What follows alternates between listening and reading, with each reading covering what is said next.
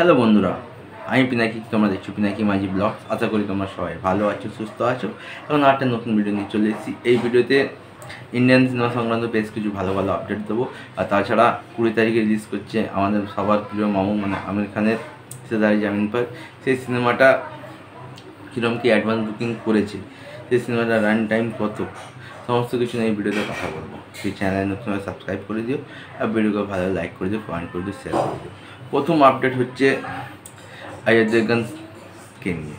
দেখো, son of সর্দার যে সিনেমাটা এসেছিলো সেটা সিকুয়াল আসবে আমরা সবাই জানি। তো সেই সন অফ সর্দার 2 তার যে টিজার সেটা রেডি হয়ে গেছে, সেন্সর বোর্ডে সার্টিফিকেট পেয়ে গেছে।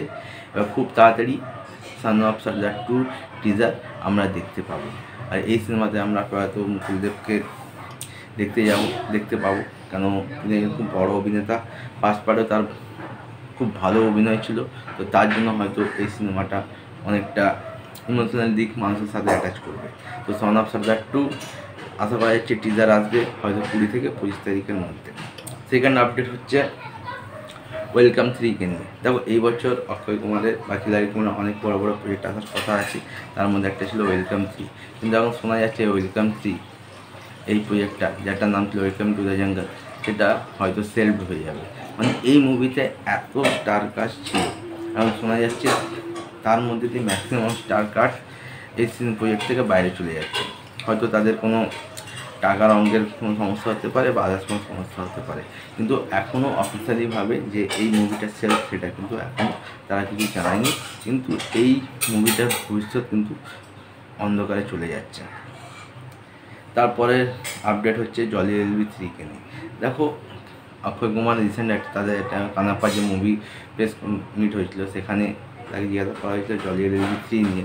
তো অক্ষয় কুমার বলেছে জলি এলবি 1 আর 2 এই যে স্টোরিগুলো ছিল ওটা একটা রিয়েল ইনসিডেন্টের উপরেই ছিল, কিন্তু জলি এলবি 3 যে প্লট তৈরি হচ্ছে সেটাও একটা রিয়েল ইনসিডেন্টের উপরে ভিত্তি করে প্লট শুরু হচ্ছে। যেই প্লটটা সিনেমাতে দেখানো হবে সেটা সম্পর্কে মানুষ বেশ অবগত।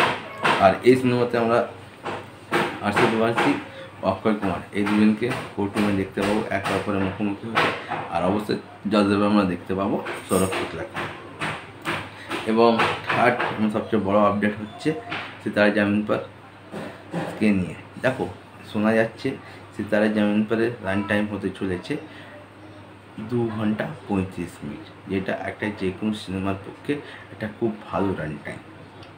দেখো, যেহেতু সিতারে জামিন পার শুধুমাত্র হলে, সিনেমা হলে রিলিজ হবে, আদার্স কোনো ওটিটিতে আসবে না। সেটা নেটফ্লিক্স বলো, আদার্স যে কোনো ওটিটি প্ল্যাটফর্ম আছে সেইগুলোতে। নেটফ্লিক্স থেকে আমির খানকে একটা বড় টাকার অঙ্ক অফার করা হয়েছিল, কিন্তু আমির খান বলে দিয়েছে তার এই সিনেমা কোনো ওটিটির প্ল্যাটফর্মে আসবে না, অনলি ফর সিনেমা হলেই আসবে। এবার শোনা যাচ্ছে অ্যামাজনের প্রাইমের তরফ থেকে 120 কোটি টাকার অফার করা হয়েছিল, কিন্তু সেখানেও আমির খান না বলে দিয়েছে। দেখো, আমির খানের লাস্ট যদি দুটো মুভি বলি, থাগ অফ হিন্দুস্তান মানে ফ্লপে মহারাজা বলতে পারো, আর Laal Singh Chaddha head of flop. কিন্তু আমির খানের যদি পাস্ট আমরা দেখি, তার যেসব সিনেমা ছিল সেগুলো কিন্তু কন্টেন্টের ওপরে নির্ভর করেই বক্স অফিস কাঁপাতো। প্রথম ইন্ডিয়ান বক্স অফিসে 100 কোটি 200 কোটি আমির খানের হাত ধরেই কিন্তু এসছে। তো সিতারে জামিন পার এই সিনেমাটা কন্টেন্টের ওপরেই বেস করে আমির খান এতটা কনফিডেন্ট যে ওটিটি প্ল্যাটফর্মে সিনেমাটা আনছেন। যদি কন্টেন্ট ঠিকঠাক থাকে আর মানুষ যদি পছন্দ করে, তাহলে সিনেমাটা ভাই বক্স অফিসে পুরো ধামাকা মাচিয়ে দেবে। আর যদি অ্যাডভান্স বুকিংয়ের কথায় আসি, আর 2 দিন বাকি আছে, 18, 19, 20 তারিখে সিনেমাটা রিলিজ হবে, কিন্তু এখনও অবধি অ্যাডভান্স বুকিং ফুল প্লেজে শুরু হয়নি। তো ডে 1 কীরকম কি অ্যাডভান্স বুকিং করবে সমস্ত কিছু তোমরা আপডেট পেয়ে যাবে, চ্যানেলটা ফলো করবে। এবং সেরকম কোনো আপডেট পাইনি, আপডেট পেলেই তোমার সাথে শেয়ার করবে। আর যদি ভিডিওটি দেখা হচ্ছে একটা নতুন ভিডিও।